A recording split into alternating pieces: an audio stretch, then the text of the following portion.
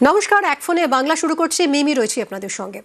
2016 সালের শিক্ষক এবং শিক্ষাকর্মী নিয়োগের পরীক্ষায় যারা দাগি অযোগ্য হিসেবে চিহ্নিত হয়েছিলেন তাদের বেতন, তারা এতদিন যে বেতন পেতেন সেই বেতন সুদসহ ফেরত দেওয়ার নির্দেশ আগেই দিয়েছিল সুপ্রিম কোর্ট।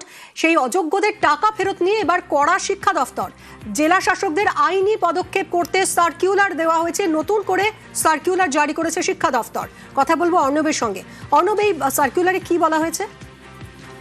দেখো, প্রত্যেক জেলা শাসককে এই সার্কুলার পাঠানো হয়েছে একটি মেমোরেন্ডাম নাম্বার দিয়ে, এবং সেক্ষেত্রে রাজ্যের শিক্ষা দপ্তরের তরফে সিনিয়র অফিসার তিনি এই কমিউনিকেট করে জানাচ্ছেন, ইতিমধ্যে বিগত সরকার 31শে ডিসেম্বর 2025 এই যারা দাগি বা অযোগ্য, যারা অসৎ উপায়ে চাকরি পেয়েছিলেন, ইতিমধ্যেই সুপ্রিম কোর্টের বিভিন্ন নথিতে সেটা চিহ্নিত হয়েছে, তাদের তালিকাও জেলা ভিত্তিক রয়েছে। তাদের টাকা ফেরত দিতে হবে সুদসহ। কিন্তু ঘটনা হচ্ছে 2024 সালের 3রা এপ্রিল সুপ্রিম কোর্ট জাজমেন্ট দেয়, কিন্তু তারপর থেকে কার্যত বিগত সরকারের আমলে এই টাকা ফেরতের প্রক্রিয়া অর্থাৎ দাগিদের নিয়ে কোনো কড়া পদক্ষেপ, যথাযথ পদক্ষেপ সরকারের নজরে আসেনি।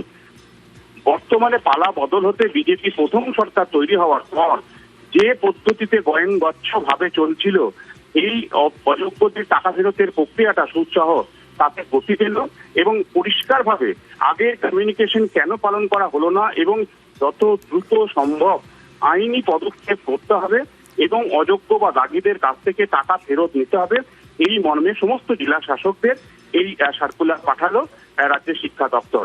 অর্থাৎ স্পষ্টভাবে রাজ্যে পালা বদলের পর এই দাগি এবং অযোগ্যদের নিয়ে কড়া মনোভাব দেখাচ্ছে নতুন সরকার। সময়সীমা কি এক্ষেত্রে বেঁধে দেওয়া হয়েছে অর্ণব?